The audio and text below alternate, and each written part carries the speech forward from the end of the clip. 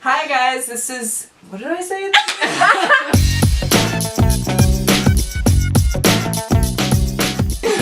Hi guys, welcome back to Spoiler Alert. This is where we talk about disappointing, dissatisfying, and just plain dumb endings to movies that we really enjoyed. My name is Elcie. My name is Sophie. My name is Teo. And Teo is our special guest today. Yay. I'm here. Hello, everybody. And also, we are filming in a new location. This is, welcome to my treehouse. This is it, where The magic happens. Right, Yeah. where I do the rituals for King Payman. Yeah. And we also have a guest in the back that will chime in every once in a while. Hi. There you go. So, should we just get into the movie? Let's hop in. Let's hop Okay. into the synopsis. Bro. Okay, so this episode is about the movie Perfect Host, which features David Hyde Pierce as Warwick Wilson. Is it Warwick or Warwick? Warlock. Warlock Wilson. Clayne Crawford as John Taylor. Who is very hot. I knew he was your type! Do you like his tiny lips? Like what? He's not in a rat kind of way. He looks like a rat.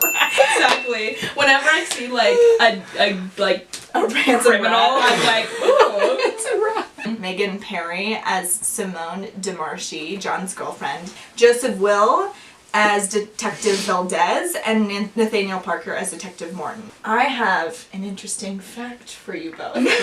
Tell us. Okay, did you guys happen to recognize Megan Perry at all? Megan Perry. The girlfriend. The girlfriend? The girlfriend, The Simone. boring girlfriend with no personality. The boring girlfriend with no personality. Is she on a TV show?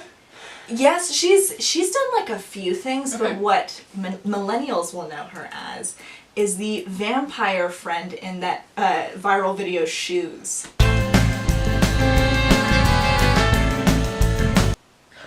Oh my god, I'm I not knew a I millennial. recognized her. The Kelly song, like, shiz. She's in that? Shiz. Yeah, she's a vampire. What? Oh my god. Isn't that remarkable? I have another random fact Okay, tell me. about David Hyde Pierce, which I don't know what any of his other roles have been. Frasier. Frasier. my god. Niles from Frasier. I never actually watched it, but I think the most important one is his role as the antibiotic in Osmosis Jones.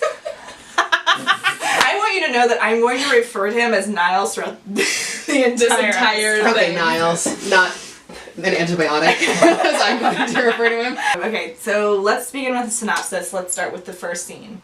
We're following one man in particular. His name is John... What's his name? Taylor. John Taylor. John Taylor. I hate characters with two first names. Goes by John James or something? John Jones. John Jones. What an idiot. That's his alias. What a moron. And it's like, okay. He's a criminal, he doesn't have a strong alias. Exactly. Like, who Okay, are you? Just like talk about that for a second. First of all, he commits crimes still using his real first name.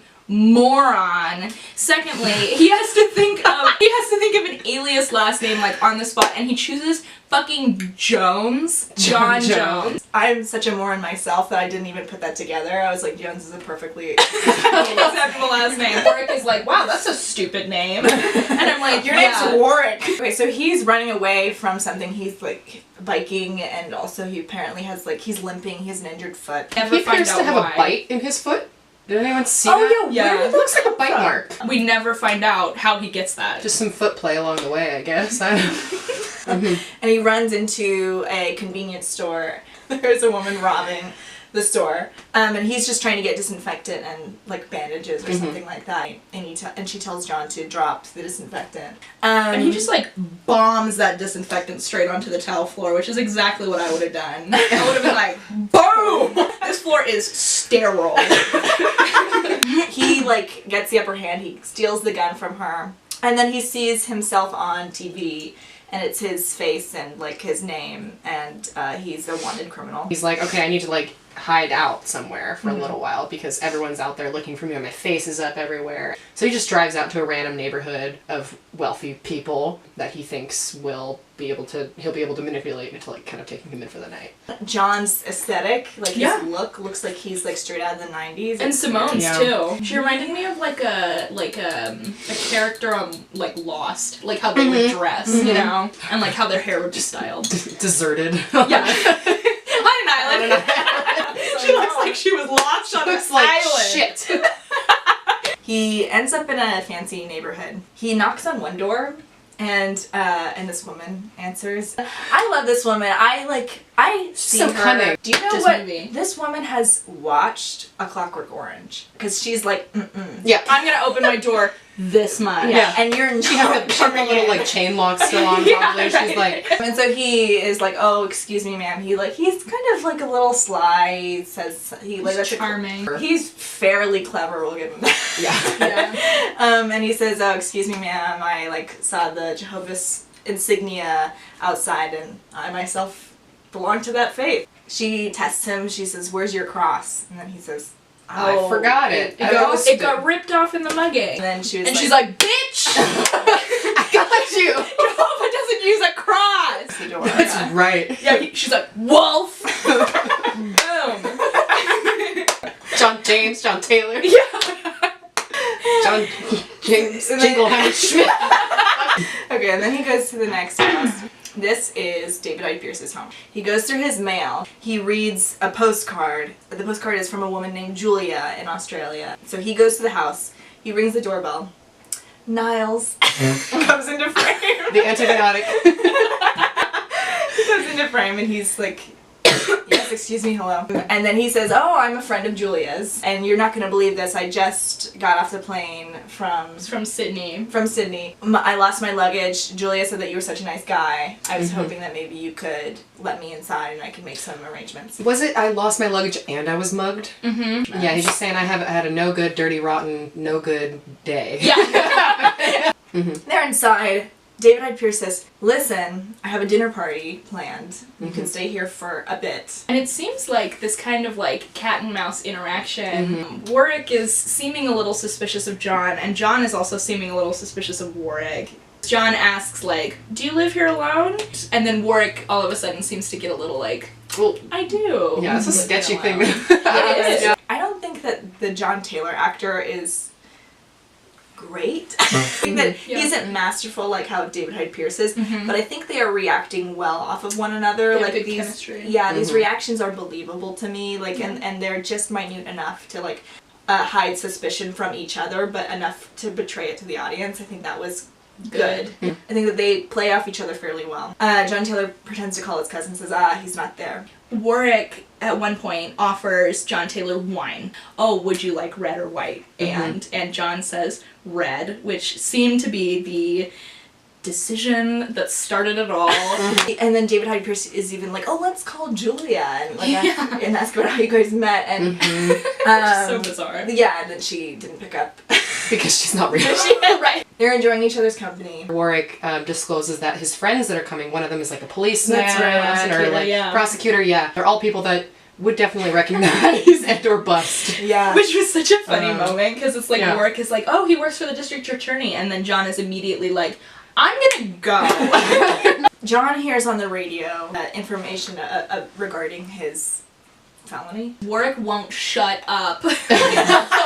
Like, while the radio is going on and John is trying to listen to the details of his own, like, felony conviction, Warwick is just, like, talking about Romanian people and their red teeth, blah, blah, blah. And you as a viewer are like, shut the fuck up, Warwick. Right? And John is like, literally, shut the fuck up, Warwick. Yeah. He goes from, like, cover to, like, like, I'm a dangerous felon in, like, 0.2 seconds. Like, at this point, the facade is gone. Like, he has dropped And it was so thinly veiled to begin with. And then Warwick is like, excuse you cannot talk to me in my own home like that. Maybe it's best if you leave. He threatens Warwick, like he grabs a knife. He says, like, I am, like, here's your fucking Julia, like, throws the postcard down on the table, he grabs the knife, is like, I'm gonna kill you, you can change my mind if you, like, behave tonight. Okay, yeah, John takes off his shoe and then we see that his foot is like it looks like his foot it looks like his foot is going to come off. That's how disgusting it looks.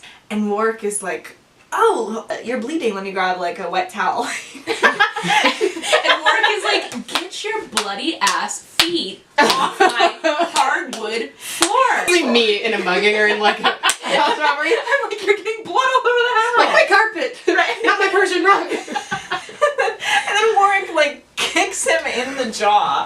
John kicks Warwick. Oh, sorry, in the jaw. sorry. John kicks Warwick in the jaw. After this point, he is becoming tired, and suddenly it hits him all at once, and he realizes that he's been drugged with the red wine. Yeah. So then John wakes up, and he's tied to a chair. At first, we see John and Warwick at the dinner table, and Warwick is talking to empty chairs at the table.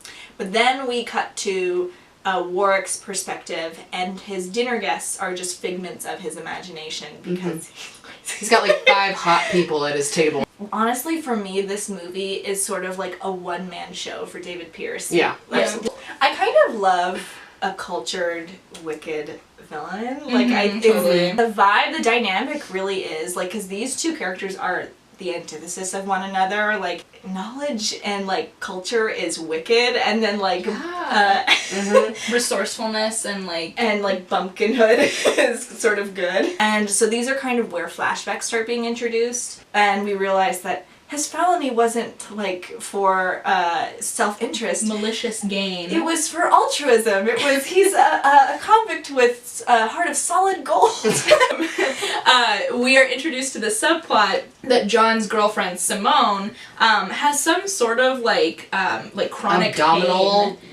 Do you think it's endometriosis? That's what I was thinking. In the flashback where it's this scene in a kitchen, and she's suddenly reeling from the pain. It's just the worst canon sexy female protagonist in pain sounds. Totally. Yeah. And she's like, "Get the fuck away from me, John." He's trying to comfort her, and she's like, the most sexy portrayal of pain ever. Right. No, leave me. Stop, girlfriend. That was the Oscar-winning performance. Okay, so in this flashback that John is having, and she's sitting in bed and taking medication for the pain, the surgery is going to be very expensive. And so John says, well, we need to find a way to get money. And she's like, well, you're not going to rob a bank, that's for sure. And he's like, bet, okay. We're introduced to his figments of imagination, his dinner guests. John wakes up and Warwick is taking a Polaroid of him and then is showing John this murder scrapbook that he has constructed. The scrapbook is just this sequence of different people that he murdered. Right. And it's 6 p.m. and you look like this. Midnight, you're gonna look like this. Right. And then at 3 a.m. it's quiet time where we're going to reflect, and then at 6 a.m. you're gonna die. So he kind of gets the party going again. He invites over more of his imaginary guests. And they have a crazy night. Now this party is a rager. It's lit. He's standing on a table and they're all doing the Macarena or something. What is John feeling right now? Yeah, he's sitting there watching this. He's I think it should have been way longer, first of all. I think it should have been half of the movie. Okay, yeah, so John is kind of slowly starting to understand what Warwick does and is, and he's starting to understand this character that is him. As an audience member, you're like, okay, John seems like he's kind of playing into Warwick's fantasy, maybe to kind of prolong his life a little bit and get on Warwick's good side. Trying to finesse his way out. He's like, hey Warwick, I want to join the conga line. And Warwick is like, well, I don't think you're drunk enough for that. Why don't I make you a cocktail first? And John is like, oh yeah, give me the cocktail. Does he just think he can take it? He's like, yeah, my drug tolerance is now through the roof after that bottle of unmeasured drugs. That actually makes no sense. You would have a better chance of escaping if you were tied but still sober. But sober. This cocktail is especially incapacitating. Yeah. He gets knocked out almost immediately, and then when he wakes up he can't speak, and he's in a pool and he's in a floaty and he's screaming. He's just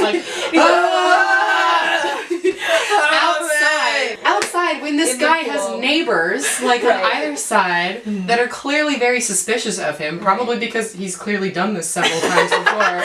He's floating in the pool, and Warwick just pops out of the pool just in front of him and is doing laps. And I'm like, what is this party? I think that it should have been a little more clear that Warwick is hosting these dinner parties to gain something. Do not be lonely Real friends. anymore.